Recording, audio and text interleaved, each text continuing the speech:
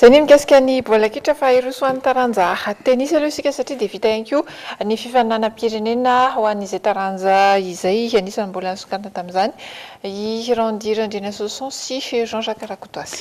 Nandritra ny herinandro no natanterahana izay fidinan'ny tompon-dakan'i Madagasikara izay Tetsy amin'ny country club Tetsy Ilafy ao amin'izay fidinan'ny tompon-dakan'i Madagasikara izay ligiparitra enina no nahatonga solitena ary ny isa tany amin'ny fitopolo amby zato mahery tany no nandray anjara tamin'ity faninanana ity tsy nisy aloha ny atao hoe fahagagana teo amin'ny vokatra fa saingy efa nampozina ihany dia ho an'ny lehilahy araka nambarany namana boladina teo dia Rakotoasy Jean-Jacques no larana voalohany eto Madagasikara no mbola vosotra ao tompon-daka toy izay ihany koa ny eo amin'ny vehivavy. Noporofoiny Rakotoasy Jean-Jacques na izaka kely sy Randrianasson Randy ny mahalarana voalohany azy ireo nandritra ny fiadinan'ny tompon-dakan'i Madagasikara. Mbola izy eo hatrany mantsy no voahositra ho tompon-daka tamin'ity taom-pilalaovana 13 sy 14 ity.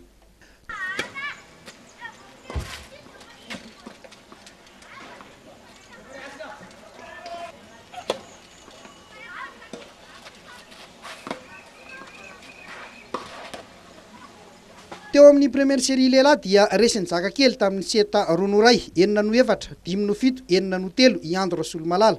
Azo lazaina ho niady tsara ity famarana ity saingy nanatombo kosa izaka kely no ny fiatrihan'ny faninanana iraisam-pirenena maromaro. Teo amin'ny vehivavy kosa dia resin'ny Randy tamin'ny seta 2-3, 4-3, 7-5 i Andriamanarivo Arniony. Raha ny fananana aloha dia nizotra araka ny tokony izy ny tena fifalianay teto anivon'ny federasion dia ny fisian'ireo avy any amin'ny ligiparitra mandray anjara amin'ity filase finale farany ity hita zany fa ninakatra niveau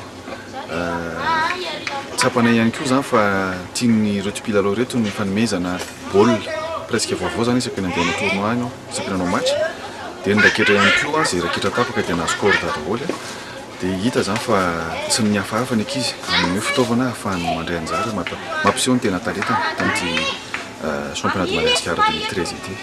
Raha fitinana zany dia faly zahay hoe ninakatra ny niveau any ligiparitra ary indrindra nan'eto Antananarivo zany dia hita misongadina ireo izay nanao tournoi tany ivelany mbola afaka nanamafy sy nampiseho fa ninakatra ny niveau. Hatreto mbola ry manao famaranana amin'ny première série na ny lehilahy na ny vehivavy saky mbola ireo kalaza ihany inona mety mahatonga an'izay? Ny mahatonga an'izay dia voalohany indrindra aloha raha tsy resaka ohatran'ny hoe zaka kely hitanao ny tournoi nataony tany ivelany izay ny izy hita tsapa foana zany ny ankizy raha vao ampy tournoi any ivelany dia tonga dia misongadina rehefa miverina eto toerana.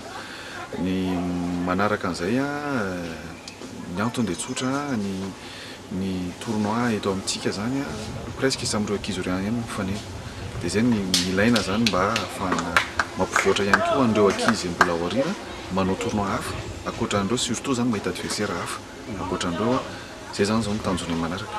Inona fandaharam-potoana amin'ny fédération no aorianany? Ny manaraka dia ny Européen international izay atao eto ihany country club Ilafy amin'ity volana oktobra ho avy ity izay andraisana mpilalao vahiny eo amin'ny anankefatra eo.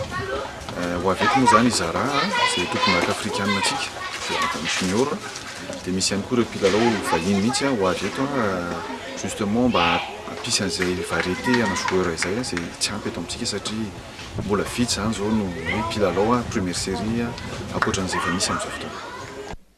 Toy izao ireo vokatra hafa teo amin'ny 4e série lehilahy voalohany Rakotoasy Ajatina avy any Antsinanana, larana faharoa Vasiramo Maijazy avy eto Analamanga.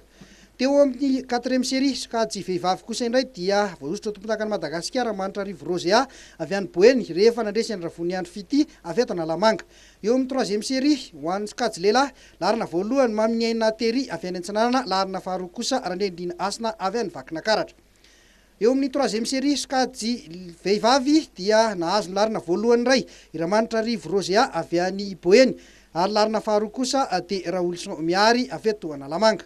Eo amin'ny 2e série sokajy lehilahy larana voalohany Randrendrina Asina avy any Vakinankaratra rehefa nandresy any Rabezafy Landry avy eto Analamanga.